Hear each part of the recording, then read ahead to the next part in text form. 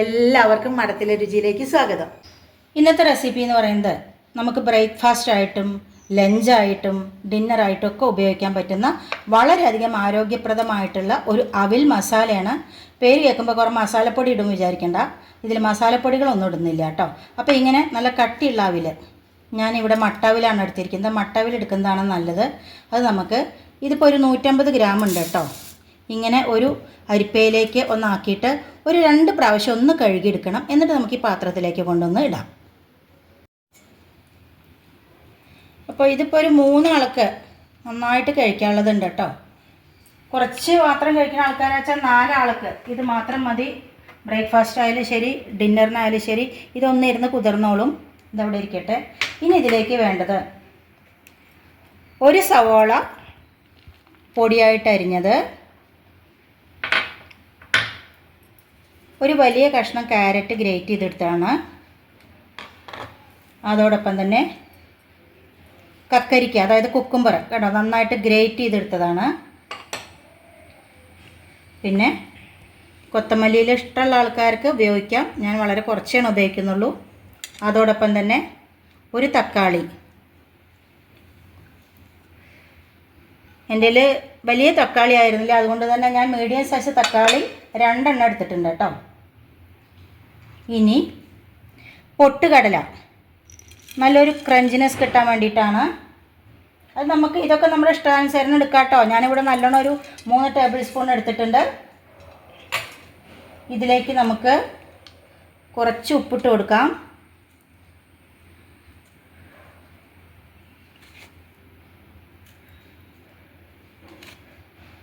ഇളക്കാറൊന്നും ആയിട്ടില്ല, അവിടെ ഇരിക്കട്ടെ. ഇനി വേറെ കുറച്ച് പരിപാടികളുണ്ട്. അപ്പോൾ നമുക്ക് നേരെ ഗ്യാസിൻ്റെ അടുത്തേക്ക് പോകാം.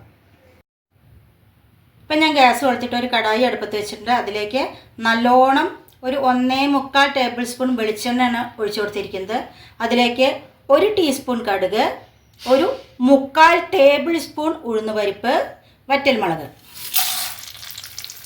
ഒന്ന് പൊട്ടി വരട്ടെ, വെയിറ്റ് ചെയ്യാം. അപ്പോൾ അത് കടുകും ഉഴുന്നുപരിപ്പൊക്കെ നന്നായി പൊട്ടി വന്നിട്ട് ഈ സമയത്ത് നമ്മളിതിലേക്ക് പച്ചമുളക് ഇട്ട് കൊടുത്തിട്ടില്ല. അപ്പോൾ ഇങ്ങനെ വട്ടത്തിലരിഞ്ഞ പച്ചമുളക് ഞാനൊരു 3-4 എടുത്തിട്ടുണ്ട്. വലിയ എരിയില്ല, അതൊക്കെ നിങ്ങളുടെ ഇഷ്ടത്തിനനുസരിച്ച് എടുത്തോളൂ. ഇനി വറുത്ത് വെച്ച കപ്പലണ്ടിയാണ്. വറുത്ത് വെച്ച കപ്പലണ്ടി ഒരു 2-3 ടേബിൾ സ്പൂൺ നല്ലോണം ഇട്ട് കൊടുക്കാം കേട്ടോ. അതോടൊപ്പം തന്നെ കറിവേപ്പില.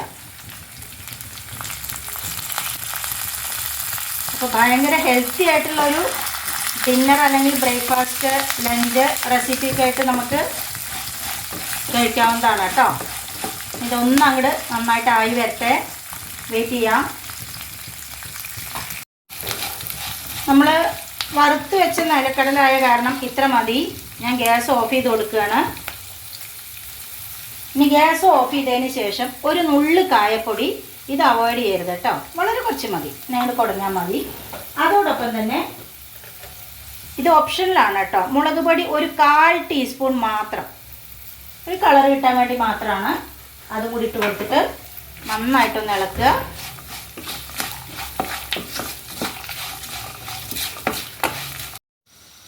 ഇനി ഇത് നമ്മളിവിടെ എടുത്തു വെച്ചിട്ടില്ലേ കുറേ സാധനങ്ങൾ, അതിലേക്ക് അങ്ങോട്ട് കൊട്ടി കൊടുക്കുക. കഴിഞ്ഞിട്ടില്ല പരിപാടി. ഇനി ഇതിലേക്ക് നല്ലോണം ഒരു കൈപ്പിടി തേങ്ങ, നാളികേരം അങ്ങനെ പറയാം,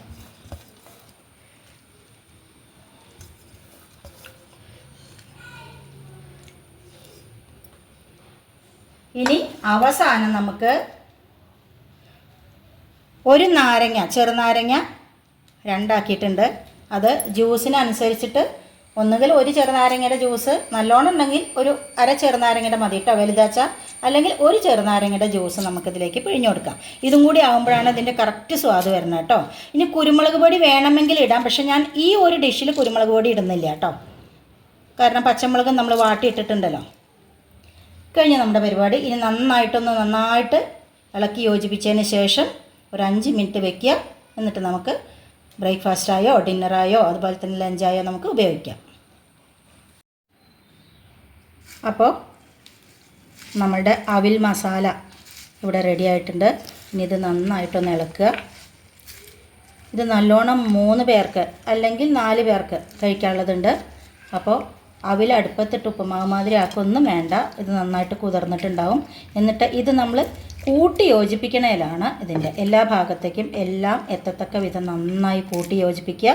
എന്നിട്ട് ഒന്ന് തട്ടിപ്പൊത്തി വെക്കുക പറയില്ലേ, അങ്ങനെ വെച്ചതിന് ശേഷം നമുക്ക് ഒരു 10 മിനിറ്റ് കഴിഞ്ഞ് കഴിഞ്ഞാൽ നമുക്ക് എടുത്ത് ഉപയോഗിക്കാൻ പറ്റും. അപ്പോൾ ഇതെല്ലാവരും ഉണ്ടാക്കി നോക്കണം. വളരെ പ്രോട്ടീൻ റിച്ച് എന്ന് പറയാം, നല്ല ഹെൽത്തി ആയിട്ടുള്ള ഒരു ഡിന്നർ റെസിപ്പിയാണ്, അല്ലെങ്കിൽ ബ്രേക്ക്ഫാസ്റ്റിൻ്റെ റെസിപ്പിയാണ് കേട്ടോ. അപ്പോൾ ഇതെന്തായാലും ഒന്ന് ചെയ്ത് നോക്കൂ, വളരെ എളുപ്പമല്ലേ. അപ്പോൾ ഇന്നിപ്പോൾ നിങ്ങൾക്ക് ഇതാ ഇങ്ങനെ സ്പൂൺ കൊണ്ട് തന്നെ എടുത്തിട്ട് തരാം കേട്ടോ. എല്ലാവരും കഴിച്ചോളൂ. എന്തായാലും ഉണ്ടാക്കി നോക്കണം, എന്നിട്ട് ഫീഡ്ബാക്ക്സ് അറിയിക്കണേ. മറ്റൊരു പുതിയ വീഡിയോ ആയിട്ട് നാളെ കാണാം. അതുവരേക്ക് ബൈ.